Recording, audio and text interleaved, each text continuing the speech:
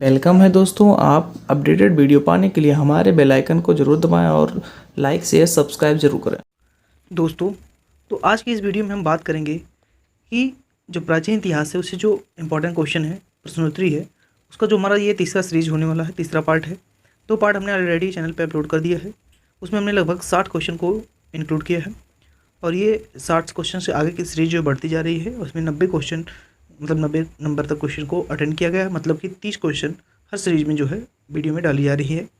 तो लास्ट तक पूरी वीडियो में बने रहिए, जिससे आपको प्राचीन इतिहास जो है इससे जितने भी क्वेश्चन बनते हैं सारे क्वेश्चन आपको आसानी से मिल जाए और पूरी तरह से जो जहाँ समझाने लायक हो वहाँ पर समझाया जाएगा, एक्सप्लेन किया जाएगा। तो लास्ट तक बने रहिए। तो चलिए शुरू करते हैं।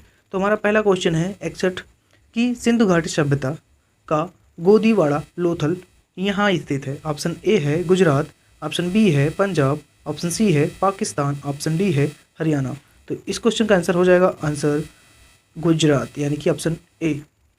मतलब कि जो हमारा गोदीवाड़ा है ये जो है गुजरात में, मतलब लोथल का जब आपका इसका जानकारी मिला, सबको पता चला था, लोगों ने, जैसे कि जो हमारा पुरातत्व विभाग है उसने इसके बारे में खुदाई की, इसके बारे में जाना, तो 1955 से लेकर 1960 के बीच में, इसके बीच में जो है खुदाई जो है हुई थी और इसके अंतर्गत गुजरात में ये सारी चीज़ों को इनमें ढूंढा गया था, पुरातत्व विभाग ने इसे खोजा था। बढ़ते हैं दूसरे क्वेश्चन की तरफ। तो दूसरा क्वेश्चन हमारा है यानी कि 62। तो 62 है कि आर्यन जनजातियों की प्राचीनतम बस्ती कहाँ है। तो जो आर्य होते हैं उनकी जो प्राचीनतम बस्ती है वो कहाँ है, इसे जब देखा जाए तो आर्यों का जो स्रोत है, तो पहले नंबर देख लेते हैं ऑप्शन क्या क्या है। ये पहला ऑप्शन उत्तर प्रदेश, दूसरा बी यानी कि बंगाल, सी सप्त सिंधु और डी दिल्ली। तो जैसे कि आर्यों की बात करते हैं तो आर्यों का जो स्रोत है उसे, इसके उनके बारे में जितनी जानकारी जो मिलती है वो वेदों से ली गई है। ठीक, तो वेदों से ही पता चलता है कि इन्हें जो है, इनका जो आंसर है हो जाएगा सी, यानी कि आपका सप्त सिंधु मतलब कि जो 7 सहायक नदियां हैं सिंधु की, उससे रिलेटेड है। तो ये वहाँ की सप्त सिंधु जो बस्ती है वहाँ जो है आर्य जनजातियों का प्राचीनतम जो है बसाव था। ये स्रोत वेदों से मिला है, क्योंकि वेदों से ही जानकारी सबसे ज़्यादा मिली है आर्यों के बारे में। तो बात करते हैं नेक्स्ट क्वेश्चन की। तो नेक्स्ट क्वेश्चन हमारा है 63, यानी कि सिंधु अर्थव्यवस्था की ताकत थी। तो पहला नंबर ए हो जाएगा ऑप्शन कृषि, बी हो जाएगा व्यापार, सी हो जाएगा चाक पर बनाए गए मिट्टी के बर्तन और डी होगा बढ़ई गिरी। तो इस क्वेश्चन का आंसर हो जाएगा ए, यानी कि कृषि। यहाँ के लोग जो है कृषि के लिए बहुत ही मतलब उत्साहित होते थे, यही इनका व्यवसाय होता था, ताकत होता था, क्योंकि इसकी स्रोत जो है आपके कालीबंगा के जो है विभिन्न प्रकार कृषि के जो साक्ष्य मिले हैं कालीबंगा से मिले हैं, और चावल जैसे है आपका लोथल से प्राप्त हुआ है और रंगपुर से, ये आपके विभिन्न एरिया से जो है साक्ष्य इसके मिले हैं कि कृषि सिंधु घाटी सभ्यता में बहुत ही चरम सीमा पर की जाती थी। नेक्स्ट क्वेश्चन की तरफ बढ़ते हैं। तो नेक्स्ट क्वेश्चन हमारा है 64 की निम्नलिखित में से किस देश ने भारत से मोहनजोदड़ो से जो प्रसिद्ध नर्तक कन्या की प्रतिमा थी उसको वापस यानी देने के लिए कहा है। पाकिस्तान, ठीक, भारत। तो इस क्वेश्चन का आंसर हो जाएगा आपका पाकिस्तान। ऑप्शन हमारा पहला था कि बांग्लादेश, और दूसरा बी था भूटान, तीसरा चीन था और चौथा का पाकिस्तान। तो आंसर हो जाएगा आपका डी, यानी कि पाकिस्तान। ठीक, नेक्स्ट क्वेश्चन की तरफ बढ़ते हैं। तो नेक्स्ट क्वेश्चन हमारा है 65, यानी कि सिंधु घाटी सभ्यता में कालीबंगा निम्नलिखित में से किसके लिए प्रसिद्ध है। तो ए हो जाएगा चट्टान कटौती की वास्तुकला, बी हो जाएगा बंदरगाह, सी हो जाएगा कपास की खेती और डी होगा मिट्टी के पात्र। तो इस क्वेश्चन का आंसर हो जाएगा आंसर नंबर डी, यानी कि मिट्टी के पात्र। नेक्स्ट क्वेश्चन की बात करें तो नेक्स्ट क्वेश्चन हमारा है 66, महाभारत का प्रारंभिक नाम क्या था। तो इस क्वेश्चन का जो ऑप्शन है ये है, पहला यथासरित सागर, ठीक, दूसरा है जय संहिता, तीसरा है रजत रंगिनी, चौथा है यानी कि डी भारत कथा। तो इस क्वेश्चन का आंसर होगा आंसर नंबर बी, यानी कि जय संहिता। ठीक, जो जय संहिता महाभारत का जो नाम है, ये देवताओं और ऋषियों ने मिलकर जो है जय संहिता को बदल दिया था, इसकी भारत की महानता देख के जो है महाभारत। ठीक, और नेक्स्ट क्वेश्चन की तरफ जब बढ़ते हैं तो हमारा नेक्स्ट क्वेश्चन है कि 67, निम्नलिखित वैदिक संहिताओं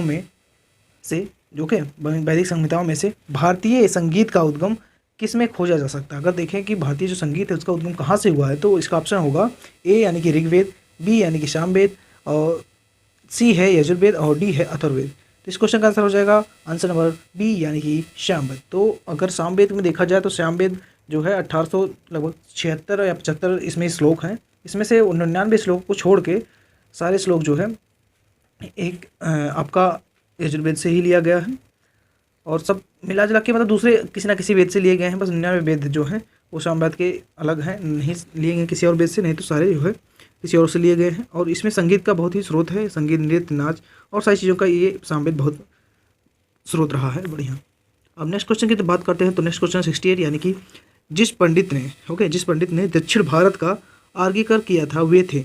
तो ऑप्शन ए है याज्ञवल्क्य, ठीक, बी है वशिष्ठ, सी है अगस्त्य और डी है विश्वामित्र। तो इस क्वेश्चन का आंसर हो जाएगा आंसर नंबर सी यानी कि अगस्त्य। ठीक, ये महान विद्वान थे और अर्थशास्त्री भी थे और इन्होंने ऋषि मुनि की तरह जो है तपस्या करके मंत्रों पे जो है अपना काबू किया था। मंत्रों को बहुत ही निपुणता से ये जानते थे। ये जो आपके अगस्त्य ऋषि थे ये दशरथ के जो है राजगुरु भी हुआ करते थे।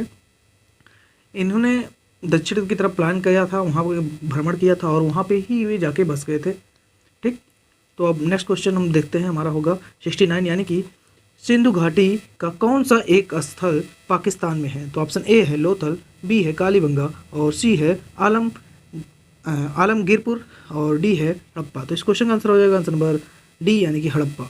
जैसा कि अभी क्वेश्चन में डिस्कस किया था कि जो पाकिस्तान था उन्होंने हड़प्पा की खुदाई में जो नर्तक की मूर्ति मिली थी उसको इन्होंने मांगा था कि हमें दे दीजिए, लेकिन यहाँ के विद्वानों ने, जो हमारे पुरातत्व विभाग के लोग हैं, उन्होंने इस बात को, जो उनकी याचिका थी हाई कोर्ट में लाहौर के, उसको रद्द करवा दिया था कि ये आपका नहीं हो सकता है। पाकिस्तान और भारत के बंटवारे के समय जो है ये नर्तक की मूर्ति वहाँ पर आई थी भारत के पक्ष में, तो वो भारत का हुआ था। तो ये मामला था पूरा पाकिस्तान और भारत का। अब नेक्स्ट क्वेश्चन देखते हैं 70। तो हमारा है प्राचीनतम भारतीय सभ्यता का नाम बताइए। तो पहला ऑप्शन है ए यानी कि सिंधु घाटी सभ्यता, बी है मेसोपोटामिया की सभ्यता, सी है मिस्र की सभ्यता और डी है इनमें से कोई नहीं। तो इस क्वेश्चन का आंसर हो जाएगा आंसर नंबर ए यानी कि सिंधु घाटी सभ्यता। अब बढ़ते हैं हम से नेक्स्ट क्वेश्चन की तरफ। तो नेक्स्ट क्वेश्चन हमारा है 71 यानी कि विषम शब्द ज्ञात कीजिए। तो ऑप्शन दिए हैं 4, इसमें से विषम शब्द आपको ज्ञात करना है। तो पहला ऑप्शन है श्यामवेद, दूसरा है यजुर्वेद, तीसरा है हमारा विष्णु पुराण, चौथा है हमारा ऋग्वेद। तो जैसे कि आपको साफ साफ ऑप्शन आपका दिख रहा है कि वेद आपको जो 3 दिख रहे हैं, श्यामवेद, ए, बी यजुर्वेद और डी ऋग्वेद, लेकिन सी आपका जो आंसर है वो है विष्णु पुराण, ये अलग है आपका। ठीक, तो आंसर आपका सी हो जाएगा। नेक्स्ट क्वेश्चन की तरफ बढ़ते हैं। तो नेक्स्ट क्वेश्चन है 72। इस क्वेश्चन को देखते हैं। तो विशाल स्नानागार यानी कि ग्रेट बाथ कहाँ मिला था। ठीक, तो इस क्वेश्चन में ऑप्शन देख लेते हैं। तो पहला ए हड़प्पा, बी है लोथल और सी है चुनहोदड़ो और डी है मोहनजोदड़ो। तो इस क्वेश्चन का आंसर हो जाएगा आंसर नंबर डी यानी कि मोहनजोदड़ो। अब देखते हैं नेक्स्ट क्वेश्चन हमारा 73। सिंधु घाटी की सभ्यता के लोग की जो किसी की पूजा करते थे वो कौन थे, किसकी पूजा करते थे वो लोग मतलब। तो ऑप्शन ए है विष्णु, ऑप्शन बी है पशुपति, सी है इंद्र, डी है ब्रह्मा। तो इस क्वेश्चन का आंसर हो जाएगा ऑप्शन नंबर बी यानी कि पशुपति। मतलब सिंधु घाटी के जो लोग थे उनकी श्रद्धा किस में थी, वो पशुपति में थी। ठीक, पशुपति की वो लोग पूजा करते थे, अर्चना करते थे। नेक्स्ट क्वेश्चन देखते हैं। तो 74 हमारा है निम्नलिखित में से कौन एक सिंधु घाटी सभ्यता के खोजकर्ता थे। ऑप्शन ए है लॉर्ड बूली, बी है आपका दयाराम साहनी, सी है B.S. अग्रवाल और डी है A.L. बशाम। ओके, तो इस क्वेश्चन का आंसर हो जाता है आपका आंसर नंबर बी यानी कि दयाराम साहनी। तो इसको आपको बताने की ज़रूरत नहीं है क्योंकि ये दयाराम साहनी बहुत ही फेमस जो है आपके वैज्ञानिक हुए थे। ये पुरातत्व विभाग के द्वारा जो है साफ काम करके इन्होंने दयाराम साहनी ने जो है इस पूरी सिंधु घाटी सभ्यता के बारे में खोज किया था। ठीक, अब क्वेश्चन देखते हैं नेक्स्ट हमारा क्या है। तो 75 है कि ये आपके कुछ जो है ऑप्शन दिए गए हैं और नंबरिंग दी गई है जिसको आपको आप में मिलाना है। तो पहला ऑप्शन ए है हमारा मोहनजोदड़ो, उसके सामने दिया हुआ है नंबर 1 स्टैचू ऑफ प्रीस्ट और बी है हड़प्पा, उसके आगे दूसरा ऑप्शन है आपका पतन और तीसरा है कालीबंगम और चौथा जो है आपका देख सकते हैं इसका तीसरा ये है हल्के चिन्ह और डी है आपका लोथल और उसके सामने दिया है चौथा नंबर ग्रेट बात। तो आपको इसको मिलाना है। तो किस तरह से आप मिलाएंगे तो आप देख लेते हैं। ऑप्शन ये दिया गया है आपका 4 ऑप्शन, इसमें से कोई एक सही होगा। तो पहला हमारा देख लेते हैं आंसर कौन सा सही है।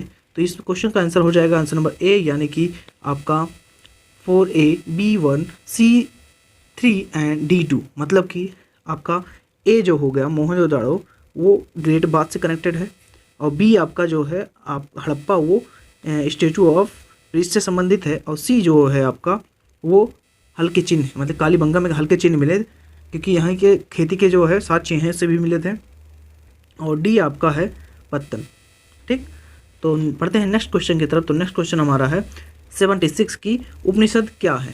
ठीक, तो उपनिषद क्या है, नंबर ए है हमारा महाकाव्य, नंबर बी है कथा संग्रह, नंबर सी है हिंदू दर्शन का स्रोत, नंबर डी है कानून की पुस्तकें। तो इसका आंसर हो जाएगा आंसर नंबर सी यानी कि हिंदू दर्शन का स्रोत। ठीक, नेक्स्ट क्वेश्चन को देखते हैं। तो 77 नंबर का क्वेश्चन है हमारा 77, कौन सा वेद धार्मिक अनुष्ठानों के संबंध में जो है अनुष्ठानों से क्या रखता है, संबंध रखता है, संबंध स्थापित करता है। तो ऑप्शन ए है ऋग्वेद, बी है यजुर्वेद, सी है सामवेद और डी है अथर्ववेद।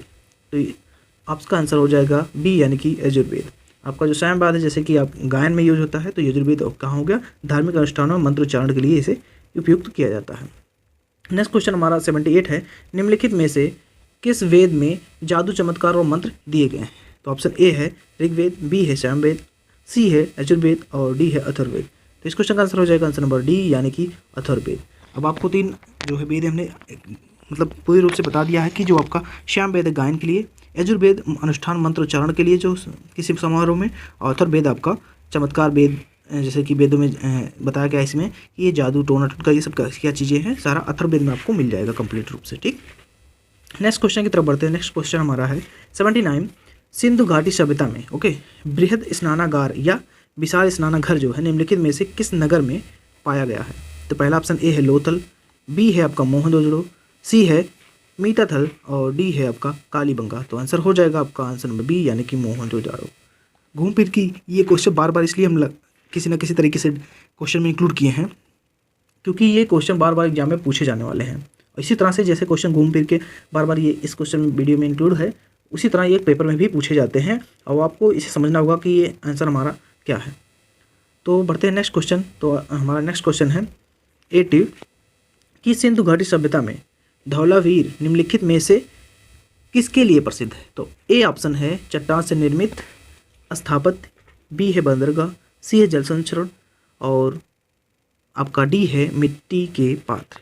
ओके, तो इस क्वेश्चन का आंसर हो जाएगा आंसर नंबर सी यानी कि जल संचरण। ओके, क्या हो गया, जल संरक्षण।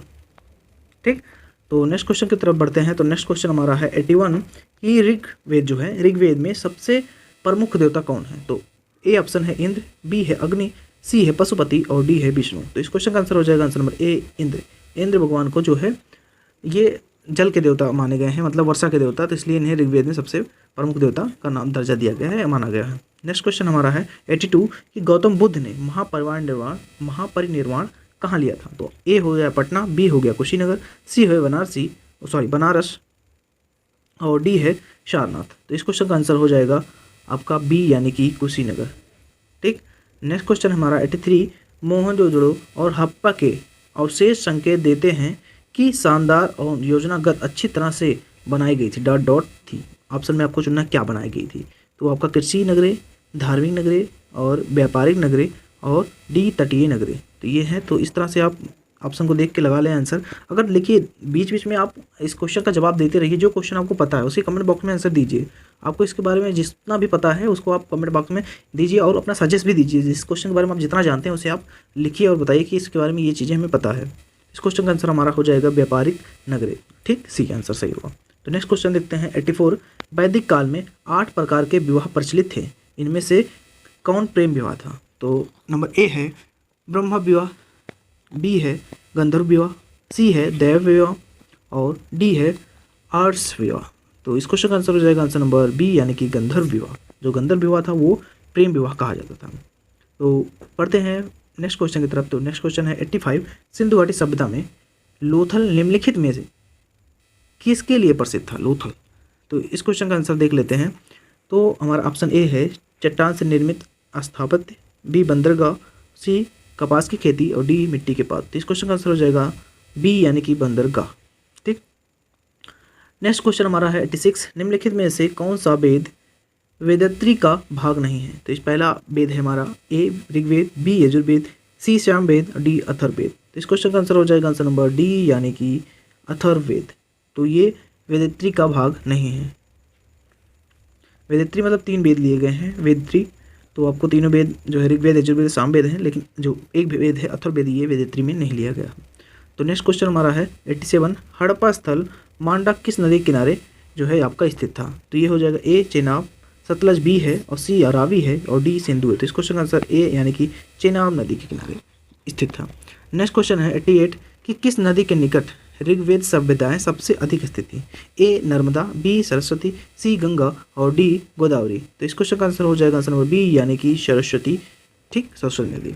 नेक्स्ट क्वेश्चन है आपका 89 कि निम्नलिखित में से किस हड़प्पा केंद्र के बारे में माना जाता है कि मेसोपोटामिया के साथ सीधी समुद्र व्यापार था? ओके, मेसोपोटामिया के साथ सीधा जो है समुद्र व्यापार इन लोग का था। तो ए है धौलावीरा, ओके, बी है लोथल, सी है कोट दीची, और डी है रोपन। तो इस क्वेश्चन का आंसर हो जाएगा आंसर नंबर बी यानी कि लोथल। नेक्स्ट क्वेश्चन देखते हैं। तो 90 हमारा है कि ऋग्वेद का कौन सा मंडल पूर्णतया सोम को समर्पित है? तो ऑप्शन ए है 7वां मंडल, बी है आपका 8वां, सी है 9वां मंडल, और डी है 10वां मंडल। तो इस क्वेश्चन का आंसर हो जाएगा आंसर नंबर सी यानी कि 9वां मंडल। तो 9वां मंडल जो है वो सोम को समर्पित है। तो आज की वीडियो में बस इतना ही। चलिए मिलते हैं नेक्स्ट वीडियो में। अगर वीडियो आपको अच्छा लगा है तो लाइक करें, शेयर करें, सब्सक्राइब करें। तो चलिए दोस्तों मिलते हैं, तब तक के लिए जय हिंद, जय भारत।